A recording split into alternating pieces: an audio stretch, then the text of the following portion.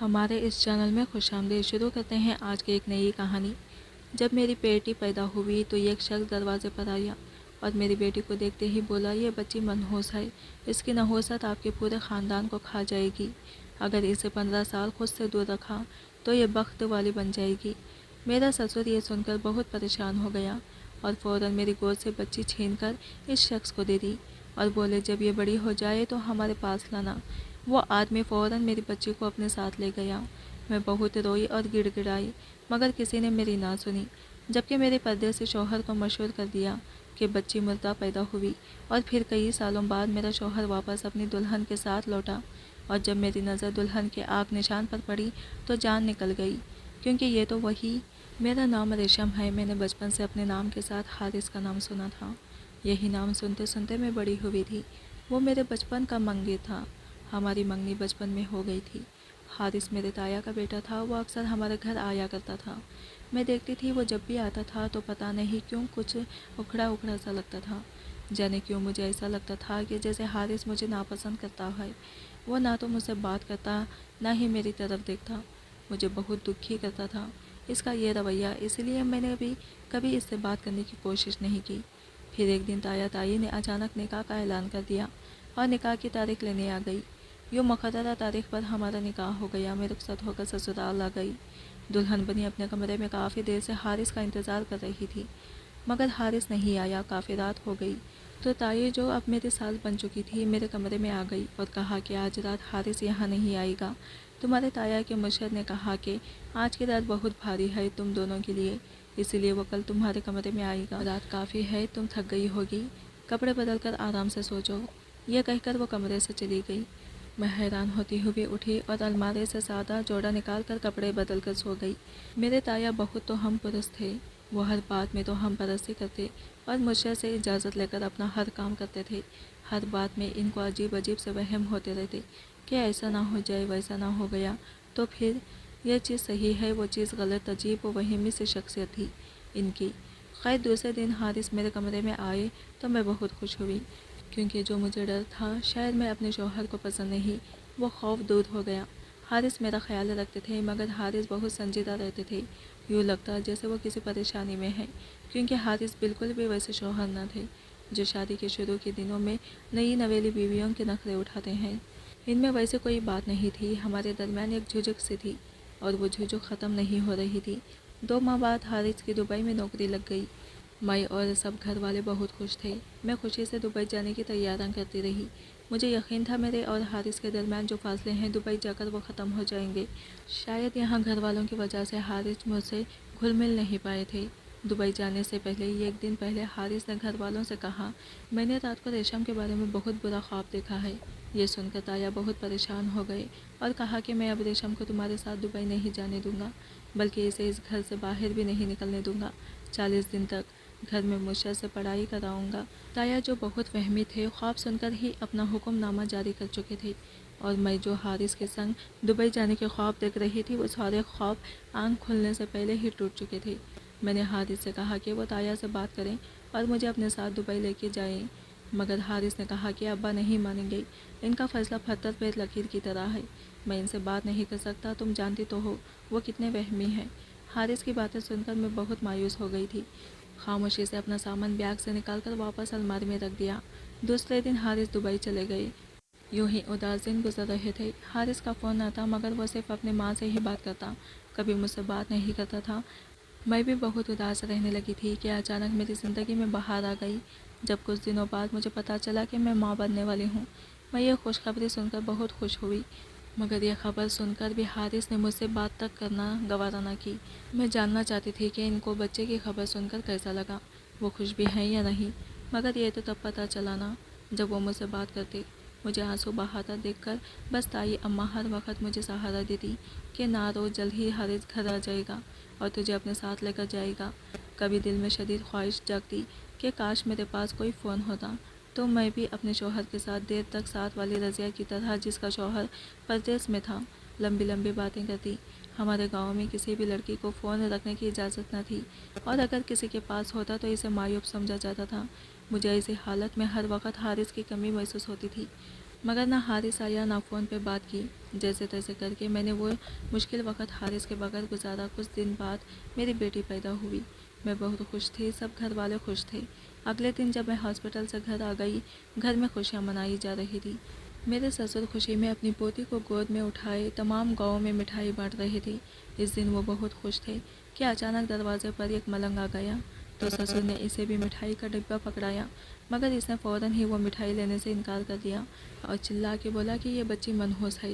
اس کے اس طرح چلانے سے سب چونک گئے اور میں نے اس سے کہا کہ کیا بکواس کر رہے ہو، کون ہو تم؟ مجھے بہت غصہ آیا تھا۔ اس پاگل عجیب سے حلیے والے ملنگ پر میرے سسر نے پوچھا تم نے ایسا کیوں کہا؟ تو وہ شخص کہنے لگا یہ بچی واقعی بہت منحوس ہے، اس کی نحوست پورے خاندان کو کھا جائے گی۔ میں کچھ کہنے کے لیے آگے بڑھی تو تایا نے مجھے روک دیا اور کہا تم یہ کیسے کہہ سکتے ہو؟ تب ملنگ بولا مجھے پتہ چل گیا تھا، اسی لیے تو میں آیا ہوں۔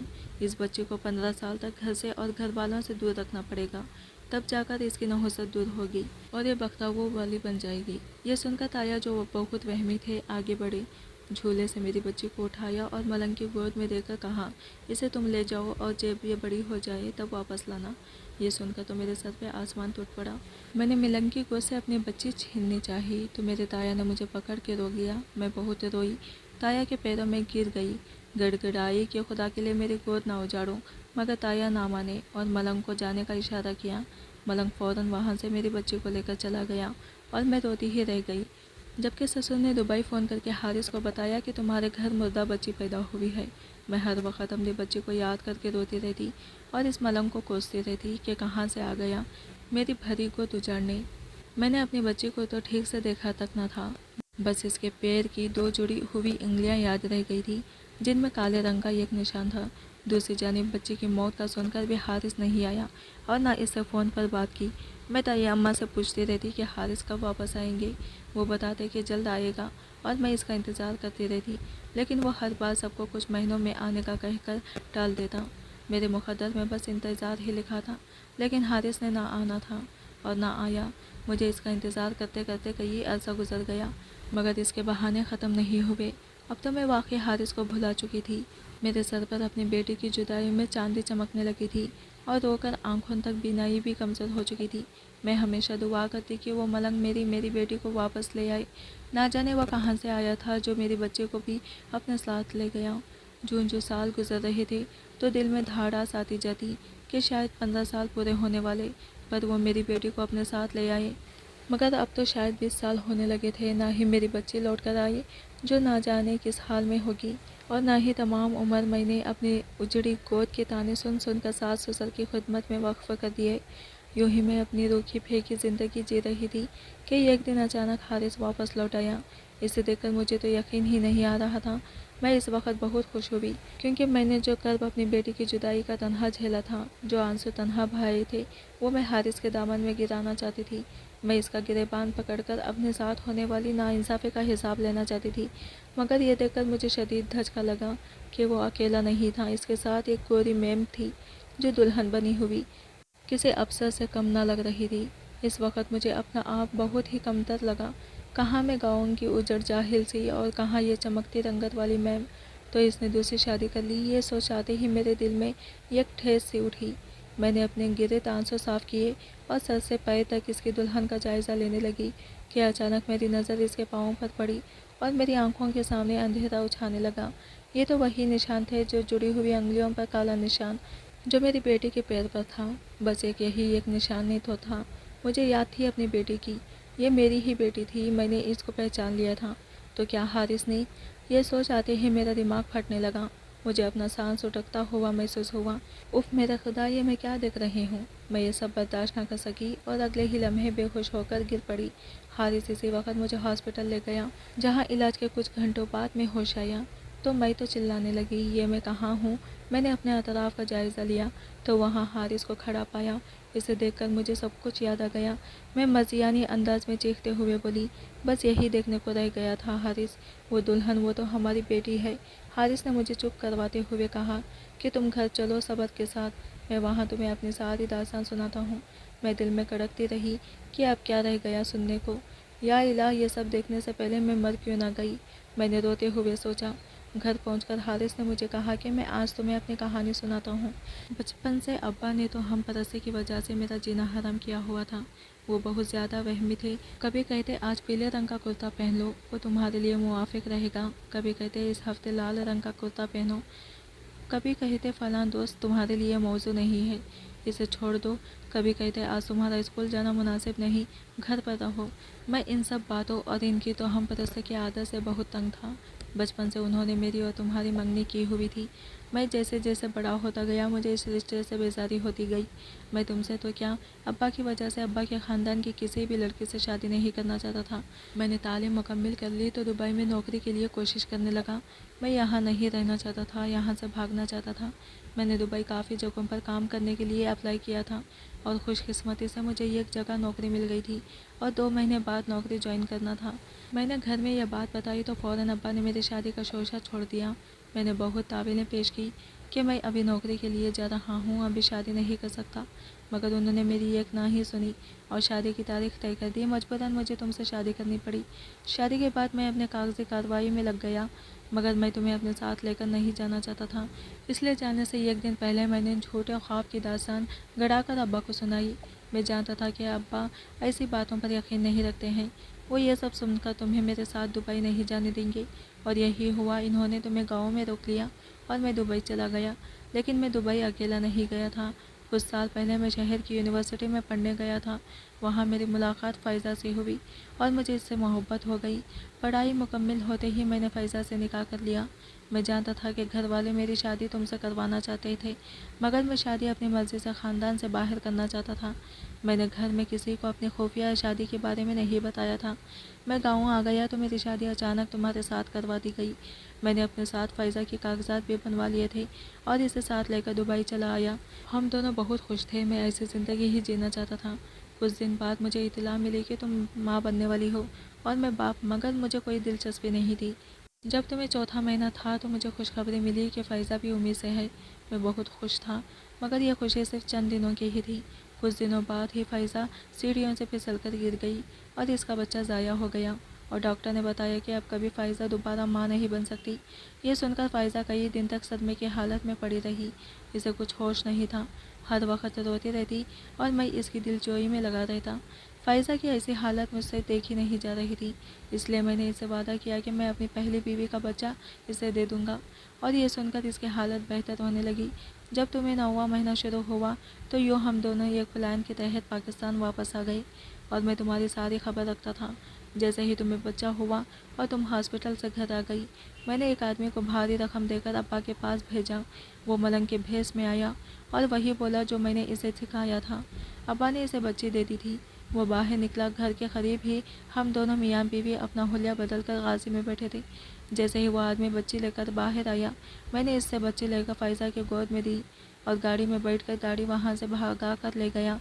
میں اور فائزہ بچی کو لے کر واپس دبئی آ گئے تھے۔ فائزہ اور میں نے اسے بہت پیار سے پالا پوسا بڑا کیا۔ وہ جب 20 سال کی ہوئی تو ایک پاکستان لڑکے کو جو وہاں اس کے ساتھ پڑھتا تھا بہت پسند کرنے لگی۔ مجھے اور فائزہ کو بھی لڑکا اچھا لگا۔ کچھ ماہ بعد شادی طے ہو گئی اور ہم اس کی شادی کرنے پاکستان آ گئے۔ جب اس کی شادی ہونے لگی تو شادی کی رات فائزہ کو گلٹ ہونے لگا تھا، لہٰذا اس نے ماریہ کو بتا دیا کہ وہ اس کی نہیں، اس کی سوتن کی بیٹی ہے۔ آج وہ ہمیشہ کے لیے گھر چھوڑ کر جا رہی تھی تو فائزہ سے رہا نہیں گیا۔ اس نے اسے بتا دیا کہ یہ سن کر ماریہ بہت غصے میں آ گئی اور شادی چھوڑ کر اپنے میرے پاس آ گئی اور کہا کہ ابھی اسی وقت مجھے میری ماں کے پاس لے جاؤ۔ میں تب تک شادی نہیں کروں گی جب تک سچ کیا ہے اور جھوٹ کیا ہے یہ جان نہ لوں۔ ماریہ کی ضد سے مجبور ہو کر میں اسے تمہارے پاس لے آیا اور تم نے اسے شادی کے لباس میں دیکھ کر غلط اندازہ لگایا اور بے ہوش ہو گئی۔ یہ سن کر میں مطمئن ہوئی اور اپنی بیٹی کے پاس آ گئی، اسے گلے لگا لیا اور ہم دونوں بار بار ایک دوسرے کو گلے لگاتے، کبھی ایک دوسرے کو چومتے۔ میری خوشی کے آنسو نہیں رک رہے تھے۔ ہم دونوں نے بہت باتیں کی۔ میں نے اسے اپنا سارا قصہ سنا ڈالا اور حارث نے اسے مجھ سے کیسے چھینا وہ بھی بتا دیا۔ یہ سب سن کر وہ حارث سے بولی ابھی اور اسی وقت میری ماں کو طلاق دیں۔ میں یہ سن کے شرمندہ رہ گئی اور کہا کہ یہ تم کیا کہہ رہی ہو ماریہ، تم ہوش میں تو ہو؟ تو وہ بولی میں آپ کو ایسے شخص کی بیوی نہیں رہنے دوں گی جو آپ کو شادی کر کے چھوڑ گیا اور پلٹ کر پوچھا تک نہیں۔ 20 سال ہو گئے، زندگی کی خوشیوں پر آپ کا بھی حق ہے۔ ابھی آپ کی عمر ہی کیا ہے؟ میں ان سے طلاق دلوا کر آپ کی دوسری شادی کرواؤں گی۔ پھر میرے بہت سمجھانے پر بھی وہ نہیں مانی۔ لاچار ہو کر حارث نے مجھے طلاق دے دی۔ وہ خود بھی شرمندہ تھا کیونکہ اس نے شوہر ہونے کی کوئی ذمہ داری نہیں نبھائی تھی۔ ماریا نے میرا ضروری سامان پیک کیا اور مجھے لے کر شہر آ گئی۔ شہر میں اس کے نام ایک گھر تھا، وہاں ہم دونوں رہنے لگے۔ ماریا اب میرے لیے کوئی مناسب رشتہ ڈھونڈنے میں لگی ہوئی تھی۔ وہ چاہتی تھی میری شادی کروا کے پھر وہ خود شادی کرے گی۔ اس نے اپنے منگیتر کو سب کچھ بتا دیا تھا اور کہا کہ کوئی اچھا رشتہ ہو تو بتانا۔ میری ماں کے لیے اس بیچاری نے اپنی زندگی میں بہت دکھ دیکھے ہیں۔ اس کے منگیتر فہد نے کچھ سوچ کر کہا، میرے پاپا کے ساتھ ان کی شادی کیوں نہیں کرواتے تم؟ ماریا یہ سن کر حیران ہوئی تو فہد نے بتایا کہ اس کی ماما اس کی پیدائش کے وقت فوت ہو گئی تھی۔ تب سے پاپا نے دوسری شادی نہیں کی، وہ بھی اکیلے ہیں۔ یہ سن کر ماریا نے اسے کہا کہ وہ اپنے پاپا سے بات کرے، اگر وہ مان جائے تو بہت اچھا ہوگا۔ فہد نے ماریا سے وعدہ کیا کہ وہ اپنے پاپا کو منا لے گا اور ایسا ہی ہوا۔ فہد کے پاپا مجھ سے 2-3 بار بھی مل چکے تھے اور وہ بھی عمر کے اس حصے میں آ کر بہت اکیلا پن محسوس کرتے تھے۔ انہوں نے اپنی رضامندی دے دی تھی اور کچھ دن بعد چند لوگوں کی موجودگی میں میرا نکاح فہد کے پاپا سے ہو گیا۔ وہ بہت ہینڈسم ہونے کے ساتھ ساتھ محبت کرنے والے اچھے انسان تھے، میرا بہت خیال رکھتے تھے۔ ہم دونوں مل کر فہد اور ماریا کی شادی کی تیاریاں کرنے لگے۔ 1 مہینے بعد بڑی دھوم دھام سے فہد اور ماریا کی شادی ہو گئی۔ شادی میں حارث اور فائزہ نے بھی شرکت کی تھی۔ دلہن بنی کی ماریا کہیں اور نہیں گئی، میرے ہی گھر آ گئی تھی۔ میں بہت خوشی اور مطمئن تھی۔ اپنی پچھلے شادی شدہ اذیت بھری زندگی اور بچے کے چھن جانے کے دکھ کو بھلا کر میں زندگی میں آگے بڑھ گئی تھی۔ ماریا ٹھیک کہتی تھی کہ زندگی اپنی خوشی سے جینا چاہیے، دوسروں کی خوشی دیکھ کر اپنی خوشی کو برباد نہیں کرنی چاہیے۔ آج کی ویڈیو کہانی آپ کو کیسی لگی کمنٹ کر کے ضرور بتائے گا، اور ویڈیو اچھی لگی ہے تو لائک شیئر ضرور کیجیے گا، ہمارے چینل کو سبسکرائب کریں۔ فرینڈس ملتے ہیں اگلی نئی ویڈیو کے ساتھ، تب تک کے لیے بائے بائے، ٹیک کیئر، اللہ حافظ۔